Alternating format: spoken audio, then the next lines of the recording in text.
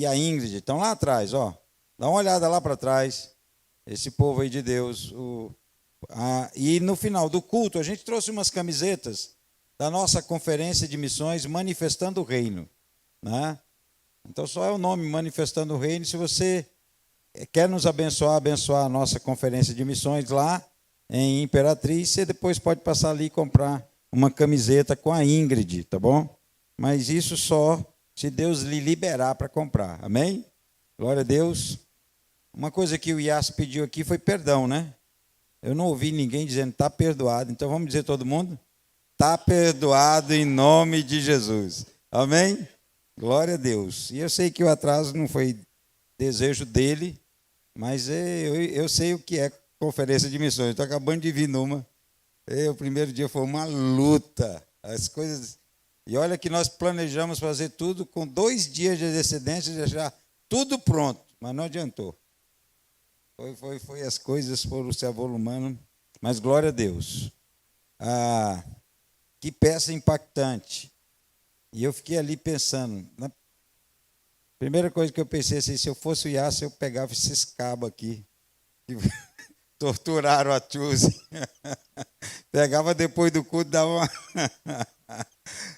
Mas quando eles disseram assim, tem gente aqui dentro da igreja. Não sei se estava na peça, se foi de improviso. Foi de improviso. Eu achei que fosse de improviso. Tem alguém aqui dentro da igreja que vai negar Jesus. Eu fiz que nem Pedro, né? que nem Judas, né? Será que sou eu? E realmente aquilo, eu fiquei até com medo. Já pensei, esses cabos vêm para cima de mim aqui. O que eu vou fazer? Mas eu fiquei pensando ali, digo, meu Deus, nós precisamos nos preparar para sofrer por causa de Cristo. É interessante que em Atos capítulo 14, se não me engano, versículo 22, o apóstolo Paulo, depois da sua primeira viagem missionária, ele volta fazendo o trajeto, pregando em todas as igrejas que ele plantou na primeira viagem missionária e confirmando entre os irmãos que era necessário, por meio de muito sofrimento, adentrar no reino dos céus. Essa mensagem do apóstolo Paulo às igrejas não é diferente de hoje. Nós precisamos aprender a pagar o preço do sofrimento. Eu fiquei pensando ali enquanto a peça acontecia, e eu disse assim, Senhor, qual foi a última vez que eu sofri por causa do Evangelho? Eu me lembro de uma vez que eu preguei o Evangelho numa cidade, e os cabas ficaram ofendidos, jogaram lata de cerveja em cima de mim. Acho que foi o maior sofrimento que eu já tive por causa de Jesus. Foi aquelas latas de cerveja que foram jogadas em mim. Algumas me atingiram, outras só a cerveja mesmo. Ficamos com cheiro de cerveja, mas pregamos o Evangelho naquele lugar.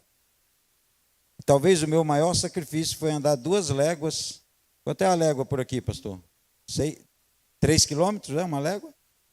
Foi andar 6 quilômetros, 2 léguas, para pregar o Evangelho numa comunidade. Andar a pé para poder chegar lá. Essa foi a distância maior. Eu disse, eu estou muito missionário, muito Nutella, como diz hoje aí o pessoal, né?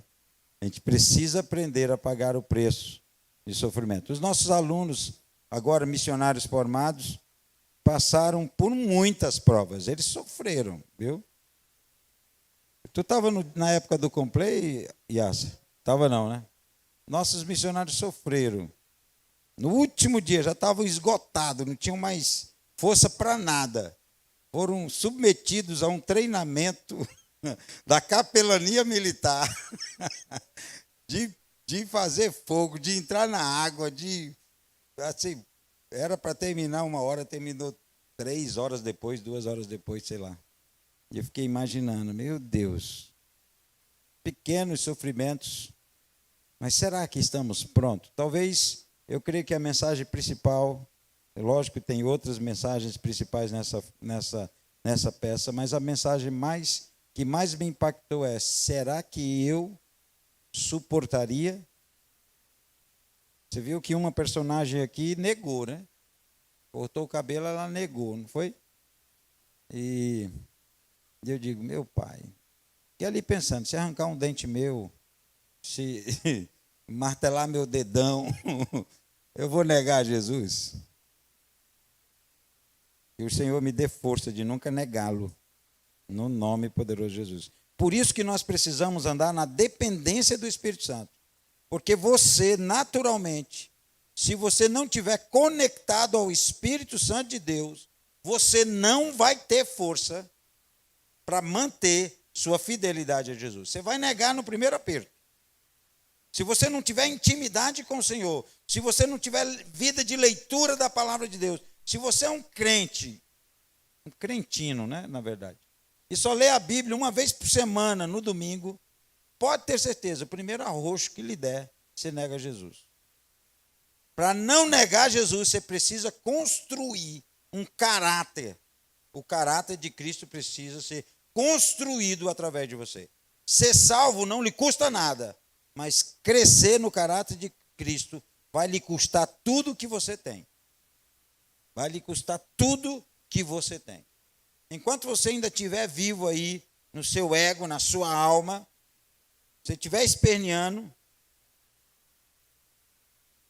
sabe aquela galinha que a gente quebra mal o pescoço dela, né? Não quebra direito? Ela fica saltitando, pulando, difícil de morrer.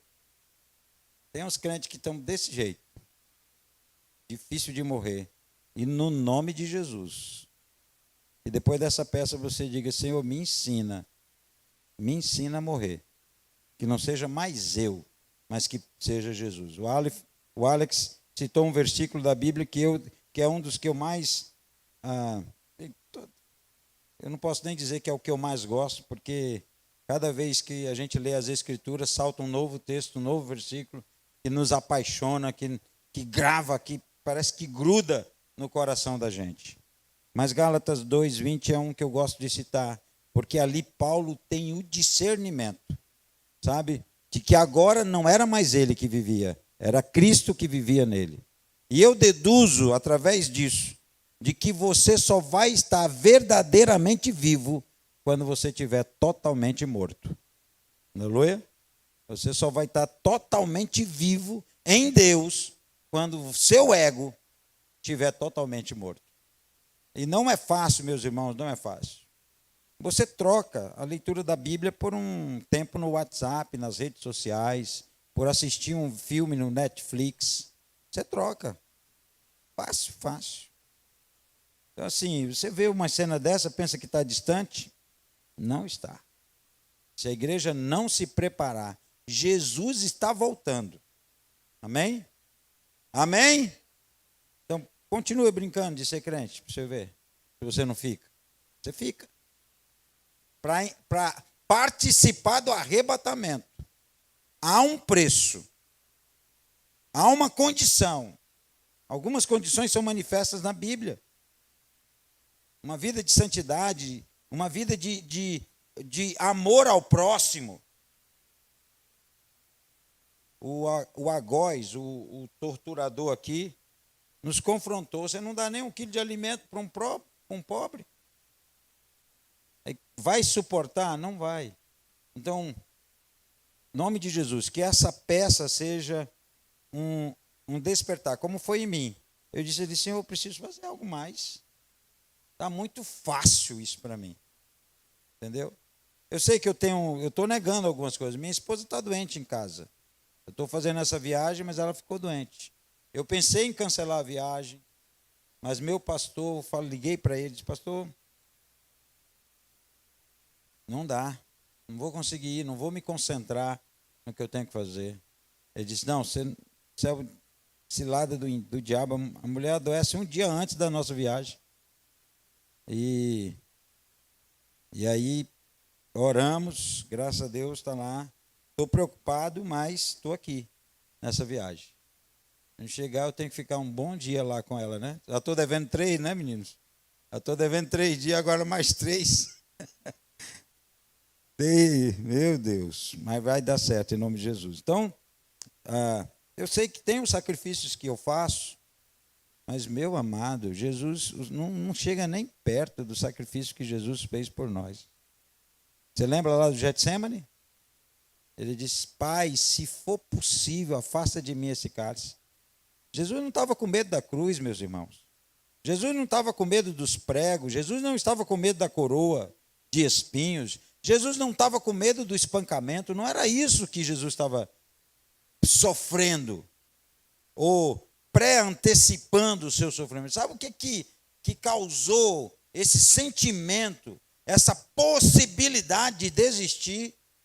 Foi quando ele percebeu que sobre ele seria derramado o pecado de todos nós.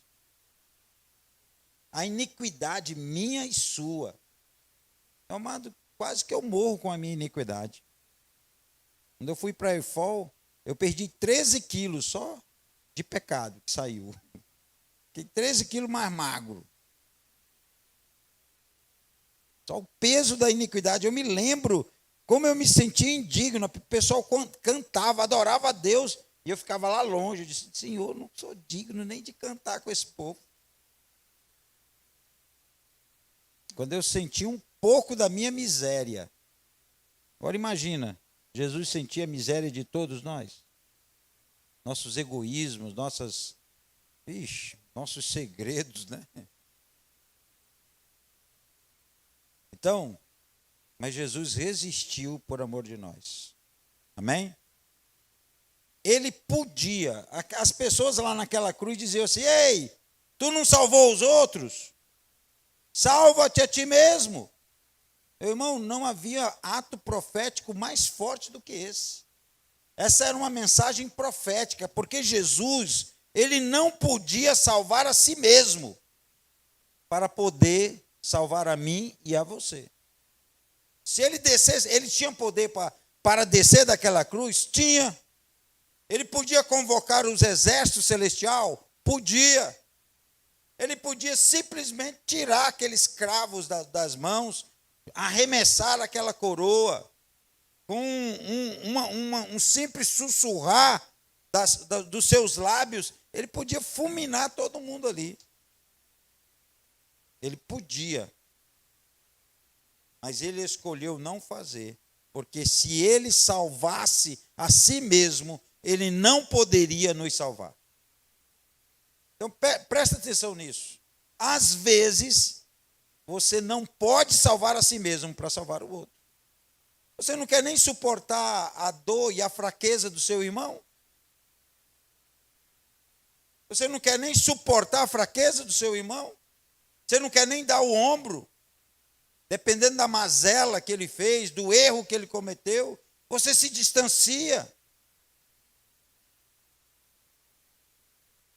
Para não sentir a miséria, para se esquivar, você salva a si mesmo, mas não salva seu irmão. Eu vou dizer uma coisa para você, presta bem atenção.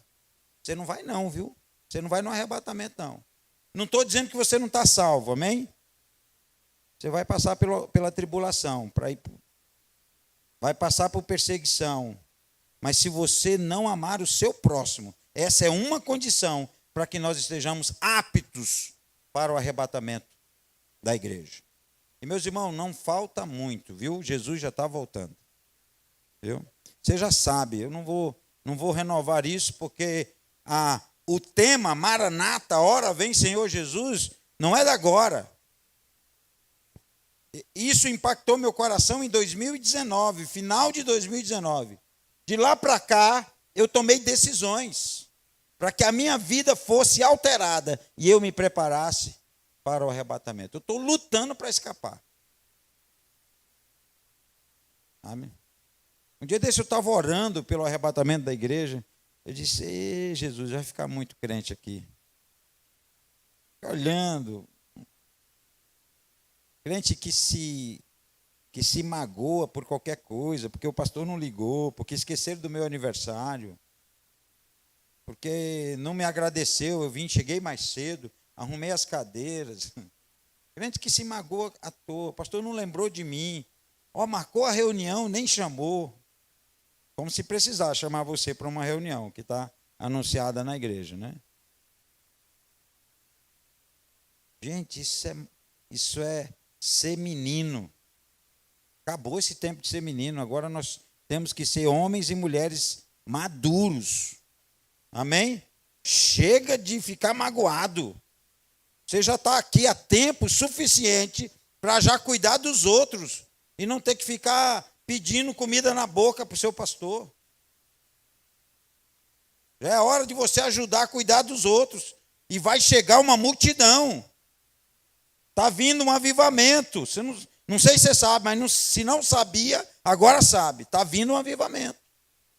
E desse avivamento virá uma grande colheita. A minha preocupação hoje é, nós não estamos preparados para essa colheita. Então acaba com essa mediocridade.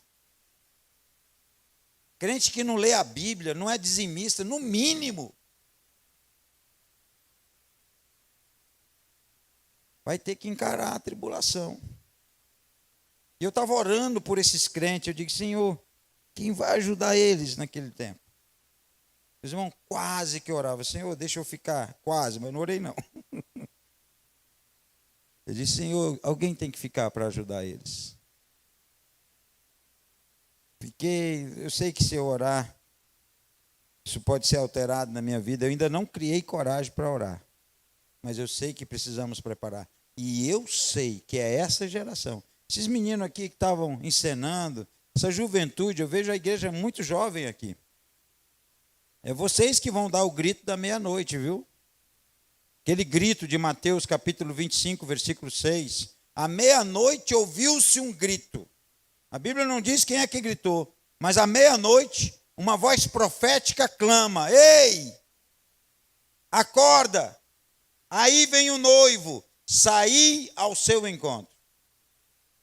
Aleluia?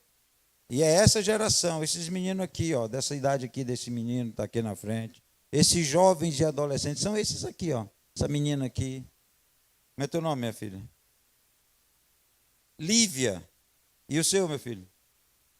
Henrique. Henri? É só Henri. Henri. Ok. Esses dois aí que vão dar o grito da meia-noite. Essa juventude que vai dar esse grito. Sabe? Se tem um pastor que é importante hoje, é pastor de jovem e pastor de adolescentes. Eles estão pastoreando o rebanho mais importante.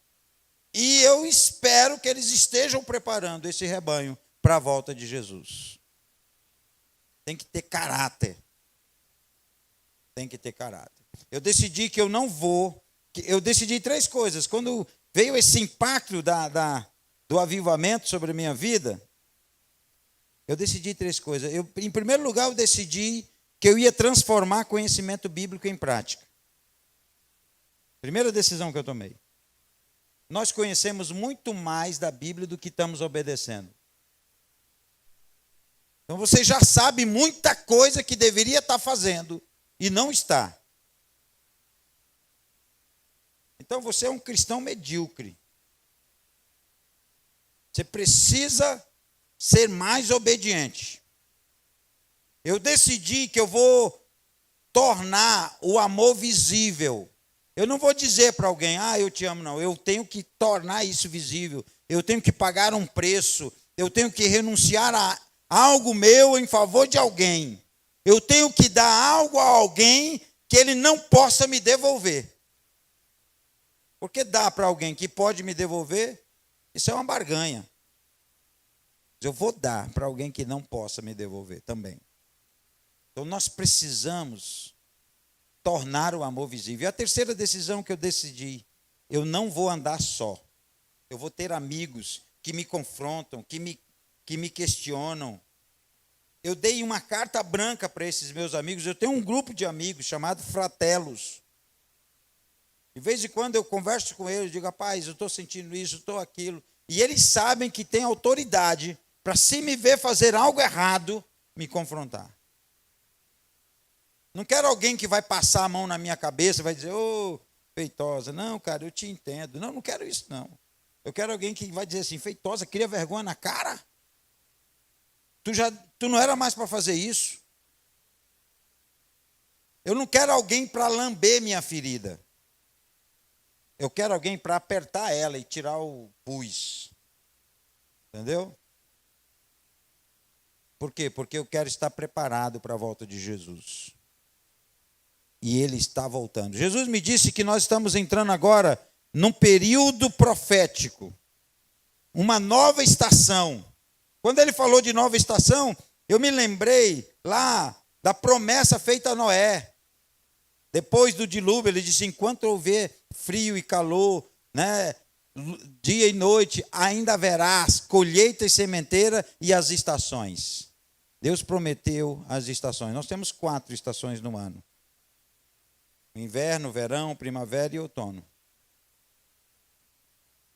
E quando eu estava meditando sobre isso, Deus foi me trazendo alguns textos na mente, e eu estava ali orando e meditando, e aí eu estava com a Bíblia, mas eu não abri a Bíblia, eu estava lá com a Bíblia aberta, só veio os textos, veio na minha mente. Primeiro ele me lembrou desse fato de Noé, que era uma promessa de Deus às estações. E toda estação, ela tem um design próprio. Você olha a paisagem, muda a paisagem, não muda? Toda estação tem um clima próprio. O clima é diferente. E toda estação exige roupas diferentes, né? Você troca de roupa segundo as estações. Por isso que chama moda da estação, né? Então Deus me disse: há um novo design profético e espiritual sobre a igreja. Há um novo clima espiritual na igreja. E a igreja precisa se vestir adequadamente. Essa estação que está começando agora, ela vai durar 4 anos, Deus me disse. 4 anos. Nós vamos ter, gente, certa liberdade nos próximos 4 anos. Eu vou dizer uma coisa: independente dos resultados, independente das manifestações, se nós conseguimos o que queremos ou não, independente disso, pode ajudar ou dificultar o trabalho da igreja, mas não vai impedir. Não vai impedir, independente do resultado, que termine isso. Pode facilitar ou pode dificultar, mas não vai impedir. O poder de Deus, nós recebemos como igreja. Poder e autoridade de Jesus, ele transferiu isso para a sua igreja. Então talvez a gente vai ter um pouco de dificuldade ou facilidade, mas depois desses 4 anos que vão vir, vai vir uma forte perseguição contra a igreja. Foi o que o Espírito me disse.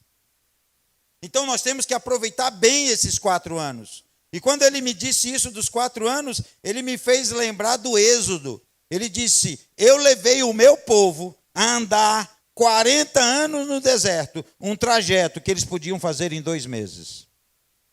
Devagar, eles podiam fazer em 2 meses. Então Deus me disse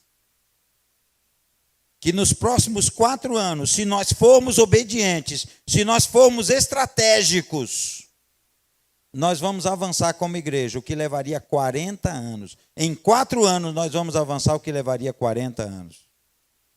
Eu creio nisso, não sei você, mas eu creio.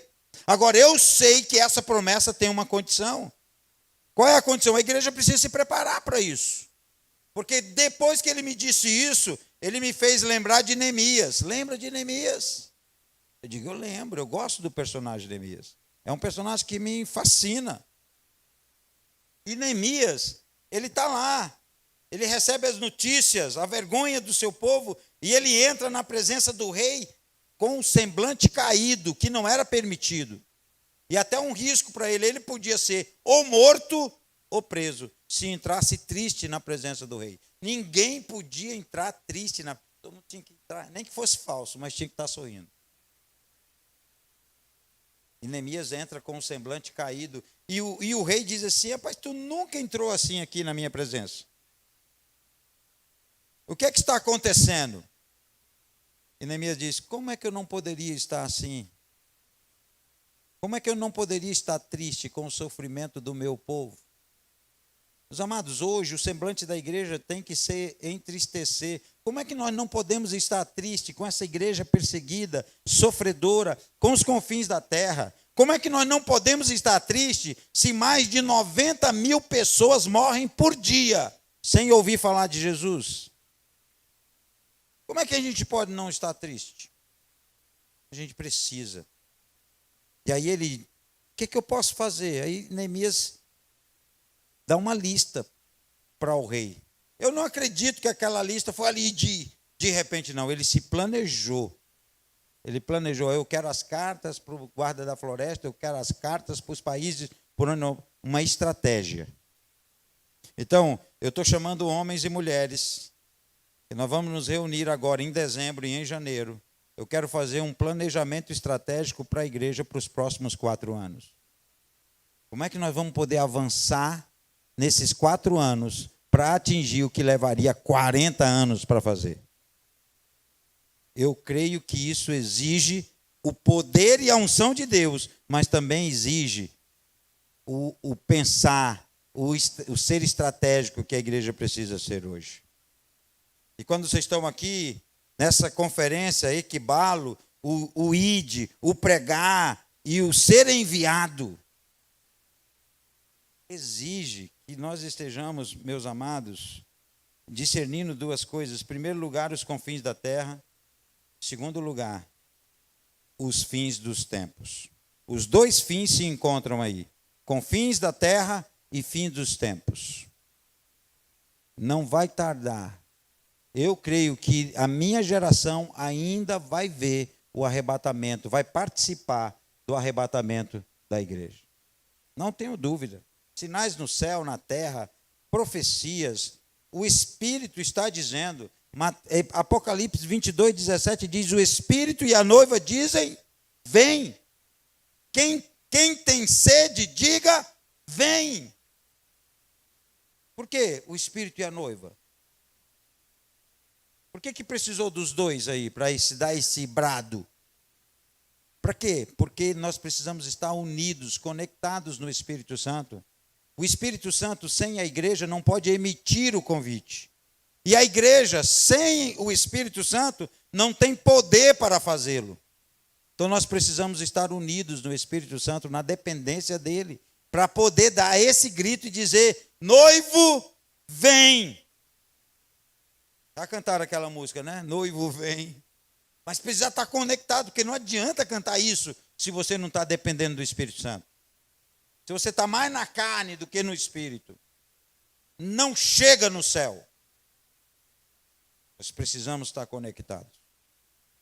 Lá em Isaías, para terminar, lá em Isaías, capítulo 6, Isaías diz que a glória do Senhor encheu o templo.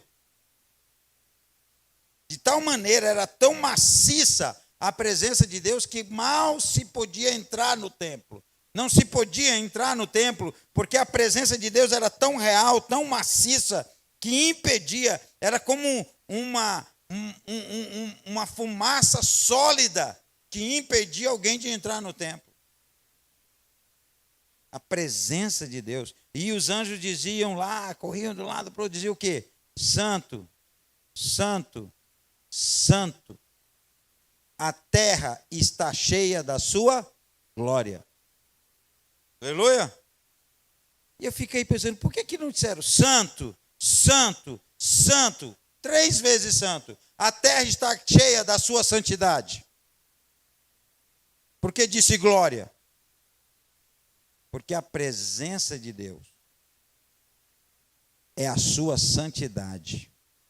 A glória de Deus é igual à santidade de Deus. Quando você diz assim, glória a Deus, você está invocando essa santidade, essa presença, essa beleza do Espírito, essa beleza da santidade de Deus, que não é estética apenas.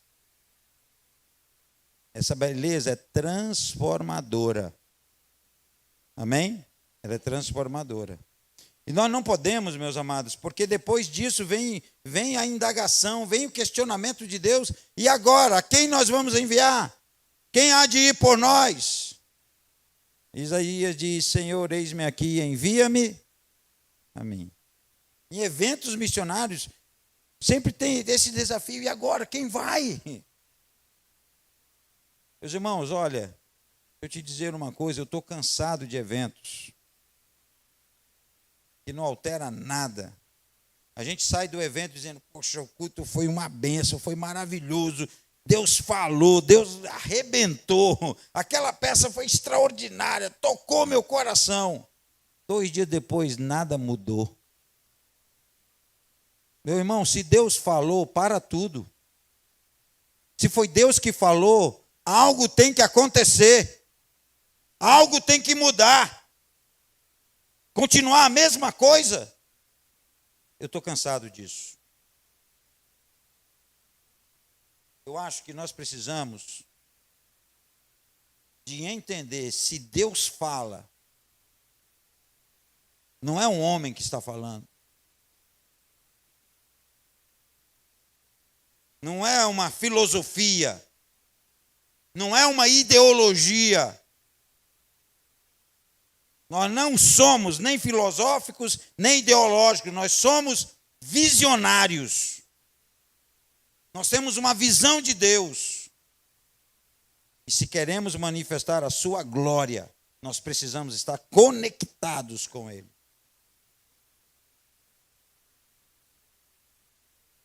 E essa conexão começa com uma vida de oração, de leitura da palavra. Você sabe disso, você está cansado de saber. Você sabe que quem cresce mais espiritualmente são aqueles que oram mais e aqueles que leem mais a Bíblia. Você sabe, e por que ele não faz? Porque você está numa zona de conforto. Você vai para um evento, recebe a unção, volta para casa, essa unção não dura nem uma semana, domingo recebe outra unção, volta para casa, não dura nem 2 dias, volta para o culto, recebe outra unção. Amado, estou cansado disso.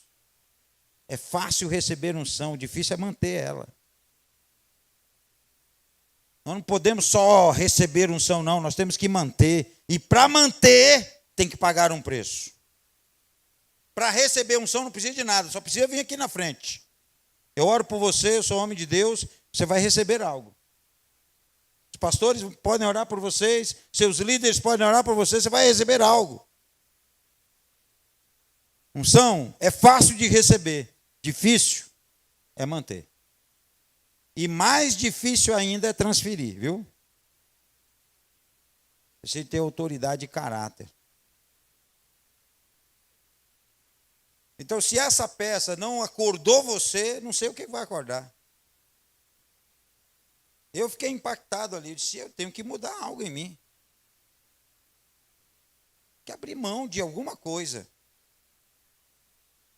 Eu tenho que diminuir minha zona de conforto. Eu tenho que me mover em direção à voz de Deus, em uma obediência tal que eu não respeite os limites da carne. Pedro disse, sobre tua voz, sobre teu comando eu vou. Ele saiu do barco. Se é tu, eu vou sobre a tua voz. Eu não sei, eu não acredito que eu possa andar sobre as águas, mas sobre a tua voz eu vou. Amado, não critique Pedro não, ele afundou não, porque ele andou, viu, primeiro, antes de afundar. Você teria afundado no primeiro passo. Você já saía afundando. Pedro ainda andou alguns passos, não diz quanto, mas com certeza não foi no primeiro, porque se fosse no primeiro ele já se agarrava na canoa. Ele já estava longe da canoa.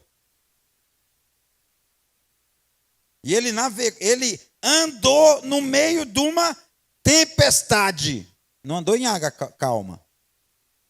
Água parada. Não, era tempestade, era onda. Eu naveguei naquele mar da Galileia, quando eu fui a Jerusalém, a Israel. Naveguei. Nós estávamos fazendo um jantar no meio do mar da Galileia, aquela noite. A lua estava brilhando, a água parada. Parecia que dava para ir a pé para a praia. Eu disse para uns pastores amigos meus, disse, bora voltar andando. Vamos fazer como Pedro, bora voltar andando. Não, estava tempestade. Jesus segura na mão de Pedro, volta no meio da tempestade. Sabe? A igreja precisa aprender a andar no meio da tempestade. A igreja só quer andar no meio da bonança, das águas tranquilas. As ovelhas vão às águas tranquilas. Mas crente maduro enfrenta a tempestade. Nós precisamos de uma igreja madura, para que a glória de Deus se manifeste. Então, meus amados, Decida que vai mudar, decida que alguma coisa vai acontecer. Eu não posso fazer isso por você, essa é uma decisão entre você e Deus. Seus pastores não podem decidir isso por você, é entre você e Deus. Decida que você vai mudar, em nome de Jesus. Amém? Está dado o recado. Quem tem ouvidos para ouvir, ouça. O que isso significa? Quem tem ouvidos para ouvir, ouça. Que aquilo que Deus está falando à igreja, a igreja assimile e mude seu comportamento. Ouvir aqui não é escutar um barulho, é ser alterado por aquilo. E eu não quero mudar você de um lugar, eu quero que você seja transformado pela palavra de Deus. Amém? Glória a Deus? Pois amém. Pois eu vou orar por você. Depois, eu acho que esses meninos da peça que tinham que orar por nós, para ver se a gente cria vergonha na cara. Sei que tem uns aí da peça que também precisam dar uma melhorada, viu? Por favor. Não lê mais a Bíblia. Vão orar mais. Por favor. Fazer uma peça dessa sem ter conexão com o Espírito Santo há um peso que você precisa entender que você está pagando.